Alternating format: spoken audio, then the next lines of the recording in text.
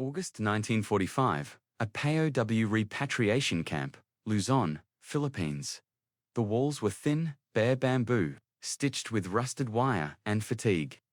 The war had ended, but the women inside still woke before dawn, still flinched at footsteps, still whispered like prisoners. They had been held for years. Nurses, missionaries, teachers, civilians caught behind enemy lines. Their skin was weathered by heat and hunger. Their eyes dulled by silence. They had names, but no one had spoken them in official records since 1942. That morning, the Red Cross arrived with supplies: soap, fruit, thread, and something else, a crate, small labeled stationery. Inside, paper. Real paper, smooth, unused, edges sharp. Not ration chits. Not labels blank.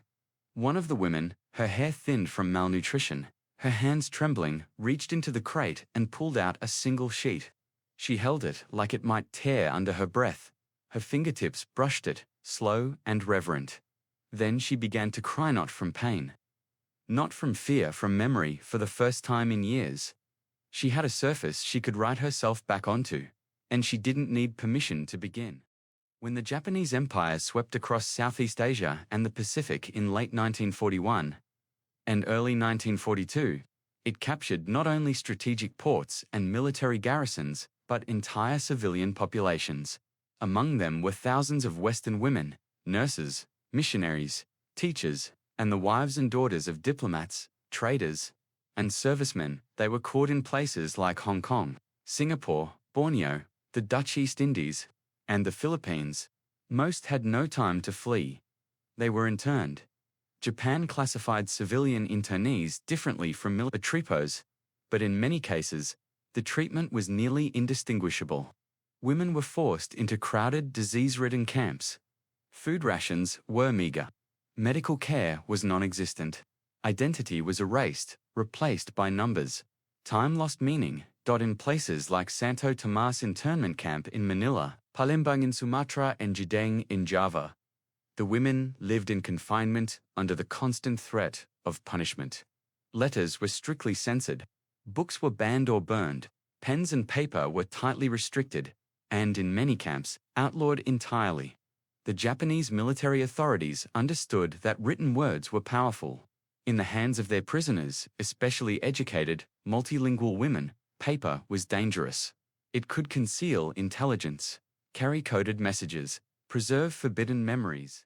So they took it away. In some camps, women were allowed a few small notebooks for lists or diary entries, but even these were subject to random confiscation. More often, writing materials were simply banned. Those caught scribbling on scraps could be beaten, interrogated, sent to isolation. The absence of paper wasn't just logistical, it was psychological. Without it, the women couldn't write letters home, couldn't journal, couldn't draw, couldn't preserve names, recipes, prayers, dates. They couldn't record who died, or when. And slowly, as the months turned into years, many stopped trying to remember. A few resisted in silence, writing poetry on the backs of ration slips, sewing messages into hymns, carving dates into walls. But most adapted to survival mode. They stopped reaching for what they no longer expected to return. And for those who had once lived by the page scuritures, writers, clerks, the absence cut deeper than hunger. It was the removal of thought. From 1942 to 1945, these women endured. They aged under the tropical sun. Their hair thinned, their hands cracked. Some gave birth in captivity. Some buried loved ones in makeshift cemeteries, marked with wood and cloth. The sound of Allied planes overhead became the only reminder that a world outside the fences still existed. Then, in August 1945, Japan surrendered. But even liberation came slowly. Camps weren't freed instantly. News arrived in whispers. Some guards fled. Others waited for official orders. Weeks passed before the women saw the first American troops enter. They didn't cheer. Many didn't speak. They had survived, but they had no words left to explain how, and that, above all, is what made the arrival of paper so devastating.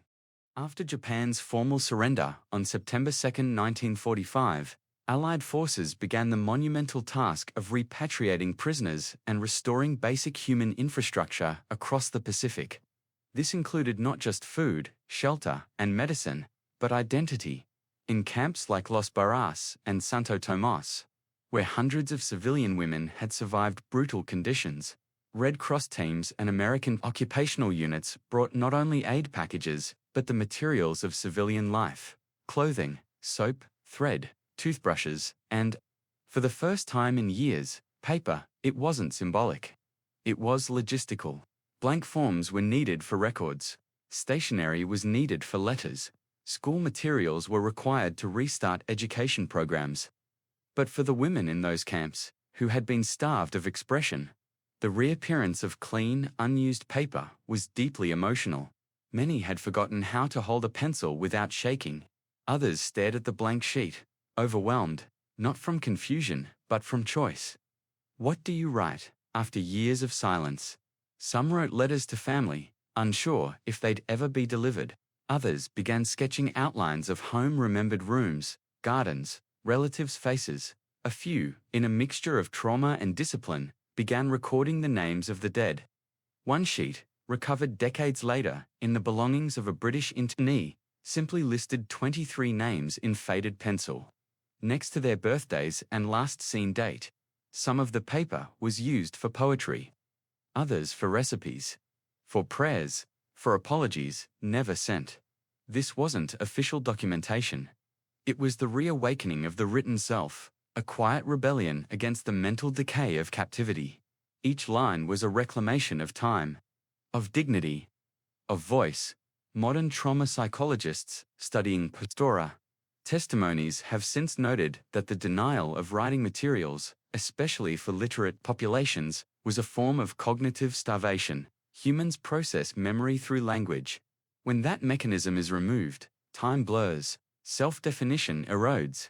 For the women imprisoned for years without pens or paper, the act of finally holding a clean sheet was like regaining a limb. It didn't heal everything, but it restored the possibility of expression. Some had been teachers before the war. Others had studied literature, law, or languages. One former missionary, liberated from a camp in the Dutch East Indies, later recalled, "I didn't weep when they fed me. I wept when they gave me paper." The Red Cross and Quaker relief teams, often comprised of American and British women, understood that emotional healing was part of recovery.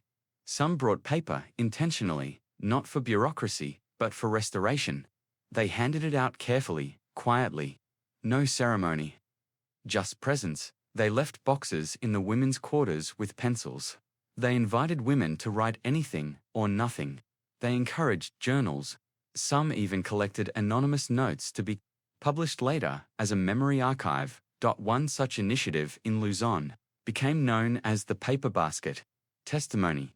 Dozens of women slipped folded sheets into a collection box near the chapel. Some were a single word, alive. Others were confessions. Others were questions. Am I still the same person? That paper, cheap, unmarked, unlined, carried weight no official speech could match. It told them they could begin again. Many of the women interned across Asia were former educators, missionaries, librarians, or students. Before captivity, they had lived by the written word. They kept diaries, taught grammar, translated scripture, composed essays. Writing was not just skill, it was identity. When the war began, their tools were stripped away. Diaries were confiscated. Books burned. Writing was forbidden, then forgotten. The longer they went without paper, the more their sense of self blurred. Dates faded. Names slipped. Even dreams lost clarity without the chance to document them. For these women, the return of paper after liberation wasn't symbolic. It was a reunion with something they had lost but never stopped grieving. Some later said it felt like speaking aloud after years of silence. They didn't write for publication or posterity. They wrote to remember who they were, and for a few, it was the first time since captivity they addressed anything or anyone by name. In interviews conducted decades later, survivors of camps, like Jadang and Santo Tomas, recalled how it wasn't just the writing, it was the feeling. Paper, in captivity, had become mythic. Prisoners had used scraps of cigarette boxes, ration slips, even leaves to scribble secret prayers or count the days. But to hold a full, clean sheet, unmarked, unspoiled, was overwhelming. One woman later said, "It was like touching something alive. Like it remembered me." For those starved of sensory comfort, the texture of real paper triggered buried memories. A classroom, a letter from home, the back of a family photograph. It was a moment where trauma paused and touch took over. Even the act of folding a page became meditative. Some folded it slowly, repeatedly, as if to convince themselves it was real. That tactile reality, soft corners, smooth surface, the whispering rustle when turned, reminded them they were not only survivors, they were still people. In the months following liberation, as Allied units stabilized camps and began processing many women used the paper they received not for correspondence, but for reclaiming control over their narratives. Some began writing memoirs immediately. Others created records of deaths, births, and missing names during internment. Still others simply wrote poetry or silence. One sheet, preserved in a British archive, contains only 3 lines. No name, no voice. I am here again. These acts of writing weren't about literature. They were acts of sovereignty, quiet declarations that the power to narrate their lives had returned to them, in an environment where every decision had once been made for them. The blank page offered a final choice. What do you say when the world says you're free? The International Committee of the Red Cross, ICRC, was one of the few organizations that maintained tenuous lines of aid to civilian internees throughout the war, often blocked, delayed, or censored by Japanese authorities. Their packages rarely arrived intact or on time. But after liberation, they returned in force, bringing not only food and medicine, but dignity in the chaotic weeks following the Japanese surrender. Red Cross nurses and volunteers understood something many military officials did not. These civilians needed to be reminded they were still part of the world. They didn't just distribute rations. They brought mirrors, combs, fabric, and crucially writing kits. Paper, pencils, envelopes, ink. Some even set up quiet stations for journaling and correspondence. To outsiders, it may have seemed minor, but for women who had gone years without being able to communicate freely, to write a thought, and not fear punishment, these items were sacred. The Red Cross gave them tools, yes, but more than that, they gave permission, and that changed everything.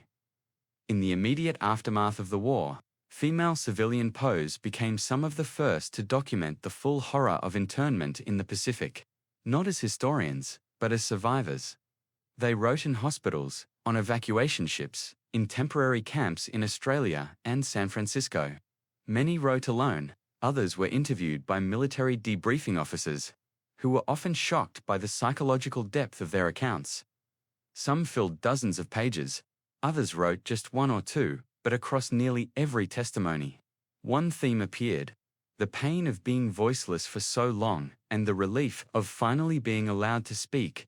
These early writings would later form the backbone of official reports on Japanese treatment of civilians, but more importantly, they served as a bridge between memory and meaning. Between trauma and testimony, the act of writing wasn't just for the world, it was for themselves. In modern warfare, psychological trauma is now a recognized battlefield, but in World War II, there was little language for it, especially for civilian women, who returned to societies eager to forget the war rather than understand it. The story of paper of tears over something so small may seem minor, compared to battles and treaties, but it holds within it everything. The war tried to erase identity, agency, memory. The blank page, after years of captivity, became a place to grieve, to testify, to exist. Some of those sheets survive today, tucked away in war museums and family archives. Their ink is fading, their edges curled, but their power remains, because they were written by women who had every reason to forget, and chose, instead, to remember. In early October 1945, 2 months after Japan's surrender, the gates of Santo Tomas internment camp in Manila stood open. The wire fences still hummed with memory, But the guards were gone. Trucks rumbled in and out.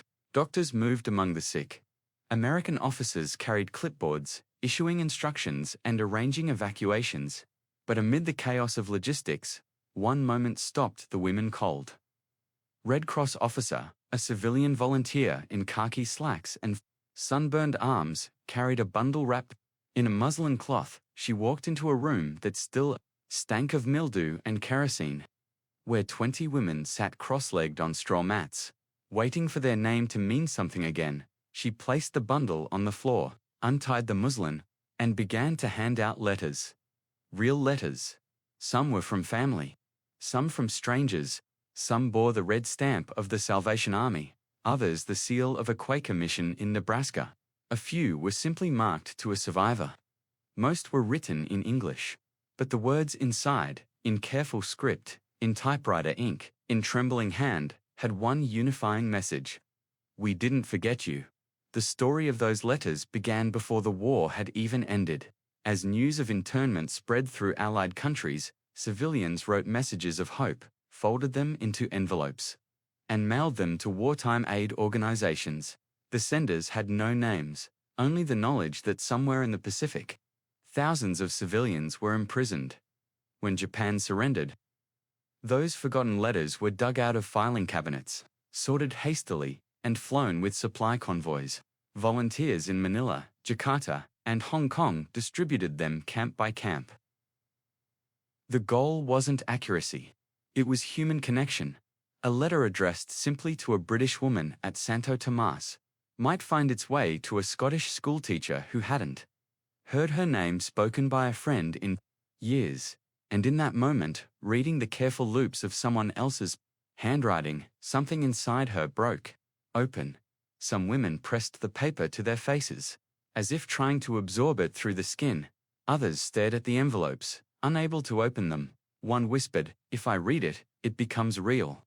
A nurse named Elsie, who had survived dysentery and buried 3 friends, collapsed when she saw her husband's name on a return address. He had died 2 years earlier. The letter had been written before then, but it had arrived like him too late, and yet perfectly on time. For others, the tears came without explanation. One woman, anonymous in later records, received a letter from a girl in Iowa who wrote, "I hope you are safe. I hope you still dream." That line stayed with her for the rest of her life. The soldiers stationed at Santo Tomas didn't understand at first. They had seen horror, boat and Bregador, the Pacific Islands, and they believed themselves hardened. But when they watched grown women fall to their knees over a sheet of paper, they fell silent. No speeches, no orders, just respect. One officer later wrote in his field journal, "It wasn't food or medicine that cracked them open. It was the sight of their own name in ink." That observation, made without fanfare, captured a truth historians would later study in detail. Captivity doesn't just starve the body, it starves the self. And in that Manila compound, the act of receiving a letter was not a sentimental gesture. It was the return of recognition, of being seen, of being real again. In the weeks after liberation, once the tears had dried and the letters were folded away, the paper remained. Stacks of it, legal pads, lined sheets, carbon slips, brought by aid workers, military officials, and missionary organizations. For the first time in years, there was no punishment attached to picking up a pencil. And so they wrote, "Not everyone, but enough." Some sat outside under mosquito nets, scribbling late into the night.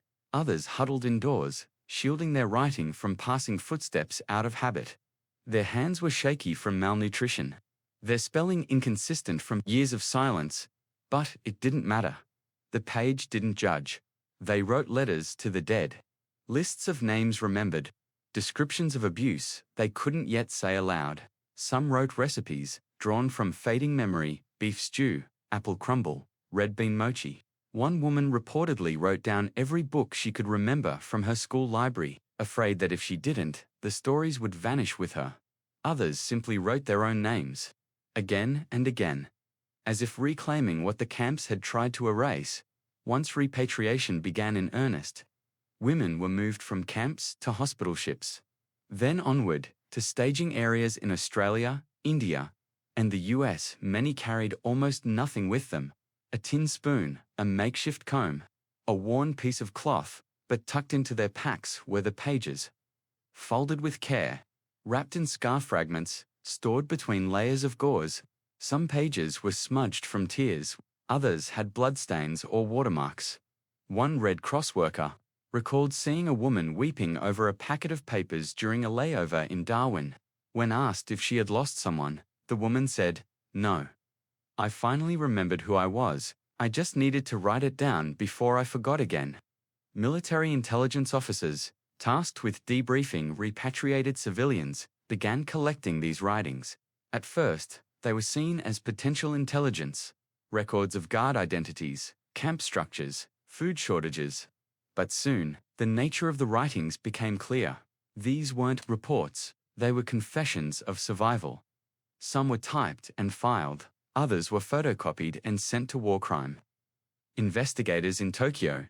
A few ended up in the hands of early human rights lawyers, but most were returned to their authors, and for many women, that was the only proof they ever needed.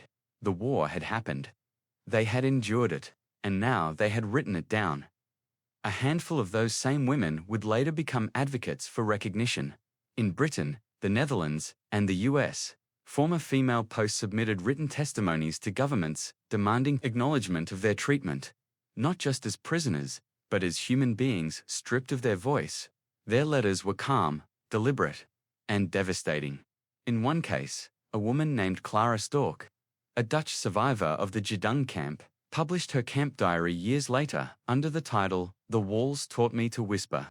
She had written it in fragments during captivity, on scraps, in code, with portions memorized and reconstructed after liberation.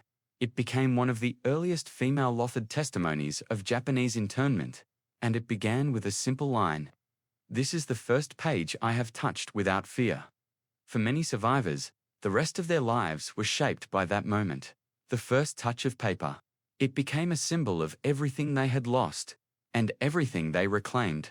They spoke of it not as writers, but as women who had once been silenced. Even decades later, during interviews, many still kept those original sheets tucked inside books or envelopes. Some couldn't bring themselves to reread what they had written. Others did so annually, like a ritual of remembrance. To outsiders, they looked like ordinary pages, but to those who had lived through the years of enforced erasure, they were sacred relics, proof of breath, thought, and defiance. By late 1945, most civilian internment camps across the Pacific had been evacuated or disbanded. Thousands of women, many of them ill, emaciated, or psychologically shattered, began their journey home, or toward what home had become. Ships like the USS Mercy and SS David C. Shanks carried survivors from Manila to San Francisco, while British and Dutch civilians were routed through Singapore and Australia. Governments issued reports. Medical checks were conducted. Food and compensation were promised, but the war had not ended for these women. They were free, but altered. Many returned to societies that saw them not as heroes, but as broken reminders of a war most people wanted to forget. Their stories were often ignored or downplayed. Few countries created official recognition programs for civilian POWs. Japan, for decades, refused to acknowledge responsibility for much of what occurred in internment camps, especially for civilians. And so, paper became the only court, the only confession booth, the only monument. The writings these women carried, whether folded in coat linings or mailed to foreign archives, stood in for the justice they rarely received. In the early 1950s, as the geopolitical landscape shifted toward Cold War, many Allied governments quietly closed the door on reparations for civilian The U.S.-Japan Peace Treaty of 1951 San Francisco Treaty officially waived claims to individual compensation. For many female POWs, this was a second betrayal. They had survived forced starvation, psychological torment, loss of family, and now they were being told to move on. Only a handful of survivors ever received direct reparations. Most were left to fight for pension eligibility, hospital access, or wartime service recognition through domestic systems. In Britain, some women eventually received symbolic acknowledgement through the Civilian Internee Medal, issued not until the 21st century. But the original letters and personal writings carried more weight than any medal. Because they weren't symbols. They were the truth, undiluted and raw. They weren't crafted for politics. They were written so no one could say, "We didn't know." By the 1960s, a quiet but determined movement began, led not by generals or governments, but by the former POWs themselves. Women who had once scribbled diary entries on burlap or ration slips were now publishing memoirs, titles like 3 Years in a Java Prison or Of Rice, and men began appearing in local presses, military bookstores, and eventually libraries. They were not bestsellers, but they were kept, cited, believed. The paper that once bore prayers and pain became testimony. In the Netherlands, Indonesia, Britain, and the United States, groups of former internees began organizing informal networks, reunions, memorial visits, and, in rare cases, oral history projects. In Australia, survivors of Japanese camps established the Civilian Internees Association, advocating for greater visibility and recognition. Some former captives donated their diaries to museums, others left them in safes or to their children not to forget. But to delay remembering, paper became a paradox. It could trigger trauma, but it also preserved selfhood. For historians, the letters and scraps these women saved became irreplaceable. They weren't filtered by time or ideology. They were written under starvation, fear, and hope, sometimes all three in the same sentence. The Imperial War Museum, the Australian War Memorial, and the National Archives of several countries eventually digitized many such collections. Some letters remain untranslated. Some names were never confirmed, but each crease, each inkblot, became part of the record.